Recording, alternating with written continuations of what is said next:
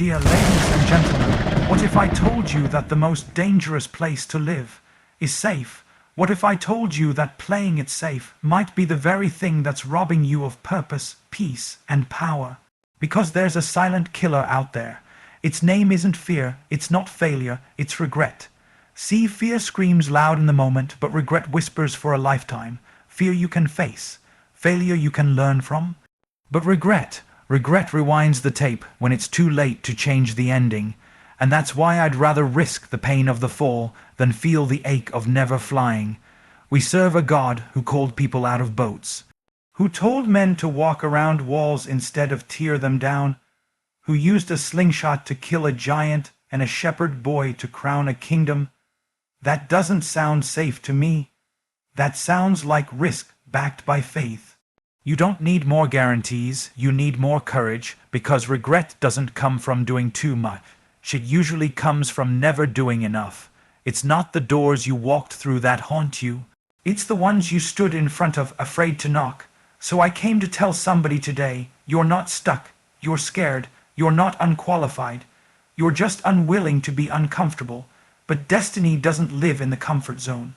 Miracles don't happen where everything is predictable. Faith is spelled R-I-S-K. Stop asking, what if I fail? Start asking, what if I never try? Because I'd rather get to the end of my life with a few bruises from stepping out than be buried with my dreams still inside me. 10 key points of the speech. Regret lasts longer than failure. Failure is temporary, but regret, that stays. When you avoid risk, you risk something worse, never knowing what could have been. Faith and risk walk hand in hand.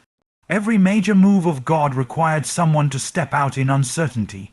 Risk isn't the enemy of faith, it's the evidence of it. Fear is loud, but regret is relentless. Fear can be overcome, but regret shows up quietly at night, asking, what if you had just tried? Safety can become a prison.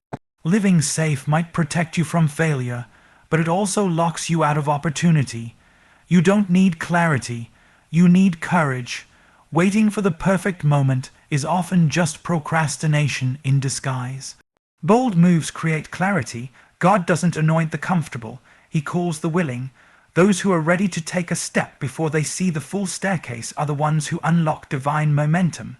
Your calling is louder than your comfort. If you keep choosing what's easy, you'll miss what's eternal. Comfort zones don't produce calling fulfillment. Every risk taken in obedience becomes a seed for breakthrough. Even when it doesn't work out the way you imagined, God uses every step of faith to shape your future. Playing small doesn't honor God. Shrinking back doesn't protect you. It delays your purpose. Playing it safe is not the same as being faithful. A bold decision today prevents a bitter memory tomorrow. You can live with mistakes, but it's hard to live with never knowing. Take the risk, step into the unknown, because purpose is waiting where comfort ends. Would you like me to now expand key point 1 into a full, powerful section like before? Absolutely. Here's a *** large. Length expansion of key point 1 ****. Regret lasts longer than failure. Written in the passionate, direct, and heart-pulling tone of a Stephen Furtick-style message. It includes no subtitle and no conclusion. You can get back up from a failure. You can learn from it. You can carry the scar and say, that's where I grew. But regret settles deep in your bones. It creeps in quietly, slowly, and it lingers like a shadow that won't let go. Failure is loud in the moment but fades with time. You fall, you cry, you heal. But regret whispers at 2 a.m. Regret doesn't just remind you of what happened. It reminds you of what * didn't. It's the dream you didn't chase. The prayer you didn't pray. The door you didn't open. The opportunity you let die on the altar of your insecurity. Let's be honest. You've failed before, haven't you? And you survived. You got up. You moved on. But what about the time you stayed silent when you knew you had something to say? What about when you let fear make the decision instead of faith? What about the moment you talked yourself out of something God was trying to lead you into? That's regret, and that's the real thief. Not the failure you experienced, but the freedom you never experienced because you chose not to try. We often act like failure is the final enemy. It's not.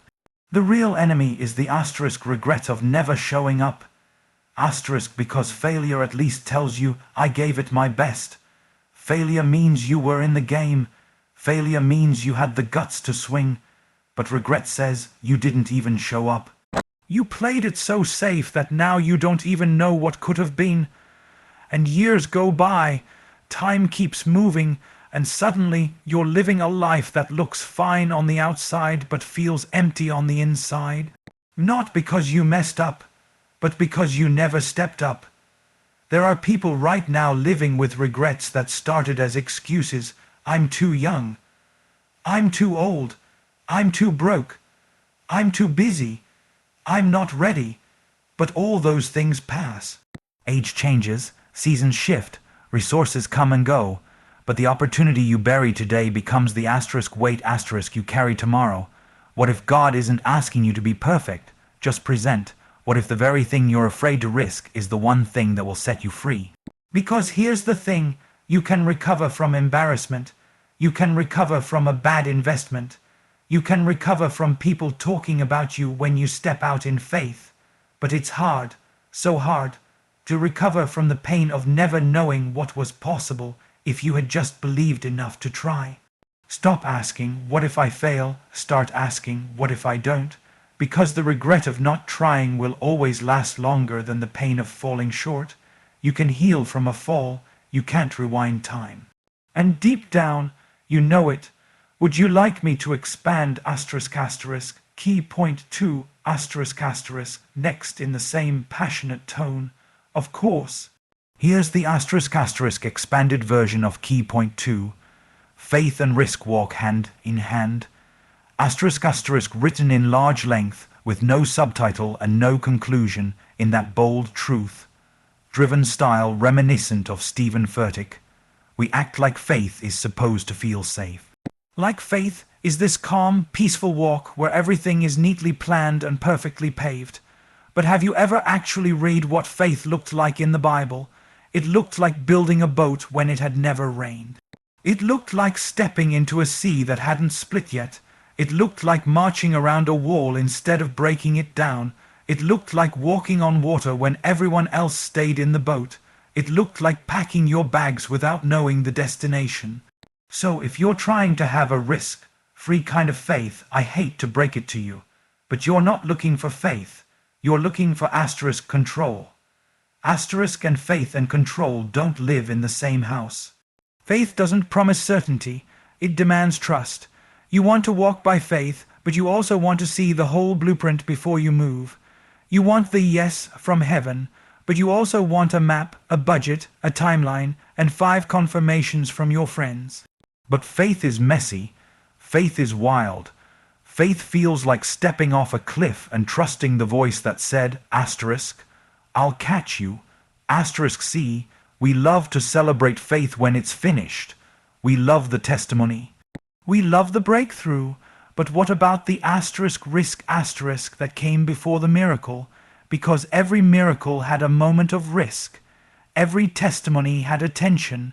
And the people we quote and admire in Scripture weren't safe. They were bold. They were scared, but they moved anyway. They weren't certain, but they obeyed. They risked their reputation, their safety, their comfort, and even their lives, because faith was worth more than fear. When you read about Abraham, you don't think about how safe he played it. You think about how he left everything without knowing where God was leading. You don't remember David for the sheep he tended. You remember him for the giant he ran toward. You don't praise Peter for staying dry in the boat. You celebrate him for stepping onto something that shouldn't have held him. That was risk. That was faith. So let me ask you, what are you waiting for? A guarantee, a green light, a risk-proof promise, because that's not faith. Faith is hearing God say, move, and trusting he'll meet you on the other side of that step. Faith doesn't make sense until after you obey. Stop expecting a risk-free life when you've been called to walk by faith. Stop waiting for comfort when God is calling you to courage. Stop avoiding what scares you when it might be the very thing that shapes you. Faith is a fight. Faith is a stretch. Faith is uncomfortable. And if your faith never requires risk, maybe it's not faith at all. It's just religion wrapped in routine. Sometimes the biggest risk isn't stepping out, it's staying still. Because staying still might feel safe, but it also might keep you stuck in a life far smaller than what God had planned for you. You were never meant to live on autopilot. You were made to live by faith. And faith will always walk hand in hand with risk. Would you like me to expand key point 3 next in the same tone? Absolutely. Here's the expanded version of key point 3. Fear is loud, but regret is relentless. Delivered in large length, raw emotion, and bold energy, just like a Stephen Furtick's dial message without any subtitle or conclusion. Fear is loud. It yells in your ear when you're standing on the edge of something new. It shows up in the form of overthinking, overplanning, second guessing. It plays out every worst case scenario in full HD. It makes you sweat, makes your heart race, and makes you hesitate. Fear is like a fire alarm. It blares and demands attention. It convinces you that staying put is safer than moving forward. It sounds urgent, it sounds real, but let me tell you something. Fear shouts loud in the moment, but it fades when you face it. What doesn't fade, what doesn't get quieter over time, is regret. Fear might scream for a day, for a week, maybe for a season, but regret whispers for years. It echoes in the empty space where purpose should have lived. It creeps into your thoughts when life slows down and you start asking yourself, what if I had tried? Regret doesn't always come with pain at first. Sometimes it wears the mask of comfort. You stay safe, you stay hidden, you stay smart. But eventually, the silence speaks louder than the fear ever did. Eventually, you start to wonder if the dream was from God. And you start to realize you didn't lose it because you weren't capable. You lost it because you let fear drown out obedience. Fear is dramatic, but regret is patient. Fear is loud, but regret is loyal. It'll follow you to bed. It'll follow you to work. It'll sit with you at the stoplight. It'll visit you during moments of success and ask, but imagine where you'd be if you had trusted more, believed more, tried harder, moved sooner. That's the thing. You can walk through fear with faith. You can shout over fear with truth. But regret doesn't argue, it just sits there. It reminds you of everything you were called to do but talked yourself out of. Every yes you buried under maybe. Every move you delayed until the moment passed. And that's what makes regret worse than fear. Fear gives you something to fight. Regret just reminds you that you didn't show up for the fight at all. You can stand on a stage after failing. You can recover from a loss. You can rebuild from a breakdown, but it's hard to rebuild a dream you never gave yourself permission to pursue. Some of you are asking, what if I fail? But the better question is, what if I don't even try? What if you spend your whole life building a fence around what God asked you to step into? What if the voice that scared you for a second keeps you stuck for a lifetime?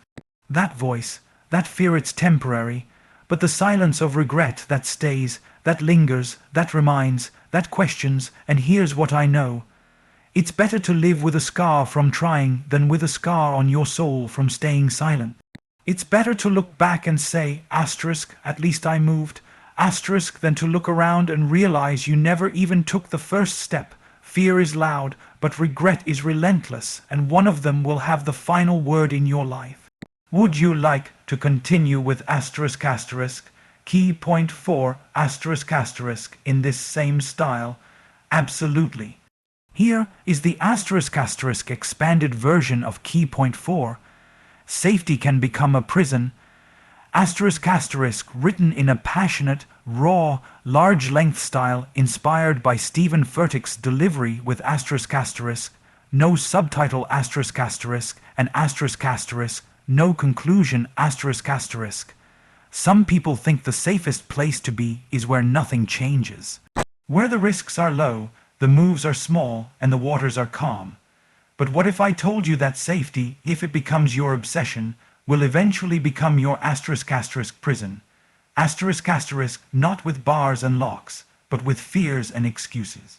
See, the longer you stay where it's safe, the more you convince yourself that it's holy, but comfort is not the same thing as calling, and safety is not the same thing as asterisk asterisk obedience. Asterisk asterisk, you can stay in the boat your whole life and never drown. But you'll also never walk on water. We've been conditioned to believe that safe equals smart, that if it doesn't make sense we shouldn't do it, that if it feels risky then it must not be right. But God doesn't move in the shallow end of your comfort. He calls people into deep water. Look around you. Some of the most stuck people aren't stuck because they failed. They're stuck because they asterisk asterisk never tried. Asterisk asterisk, they built walls around what they knew and called it wisdom. But it wasn't wisdom. It was fear dressed up in logic. The job that's draining your soul might be safe, but it's not your purpose. The relationship that's keeping you lukewarm might feel secure, but it's killing your growth. The dream you keep tucked away in your heart, you know the one, you've told yourself it's not the right time, but maybe the truth is, you're afraid to lose the safety net you've been sitting on for so long. Let me tell you something dangerous. You can live inside a cage for so long that you forget how to fly. You can get so used to limitation that it starts to feel like identity, so used to saying no to God's calling that no becomes your default. And now you're mistaking stillness for peace, when really it's just stagnation. The enemy doesn't have to destroy you if he can just asterisk asterisk distract asterisk asterisk you long enough to keep you asterisk asterisk comfortable. Asterisk asterisk, because comfort keeps you manageable. It keeps you quiet, it keeps you safe and small, but God never called you to small. He called you to asterisk asterisk bold. Asterisk asterisk, he called you to asterisk asterisk move. Asterisk asterisk, he called you to asterisk asterisk step out asterisk asterisk of the predictable and into the promise. There's a reason why prisons don't always look like chains. Sometimes they look like routines.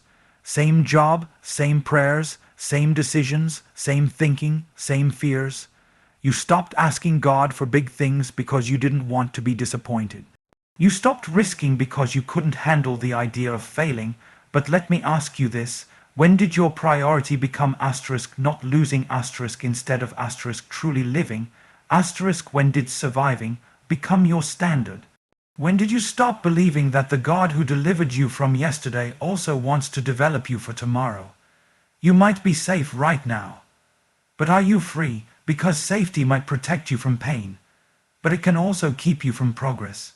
It might shield you from heartbreak, but it can also rob you of healing, and it might spare you the sting of failure, but it will also strip you of the thrill of faith. The scariest place isn't out there in the unknown. The scariest place is staying in a season that God's already moved on from, living in a comfort zone that's quietly suffocating the calling out of your life. Don't build your life around what feels easy. Build it around what's asterisk asterisk eternal.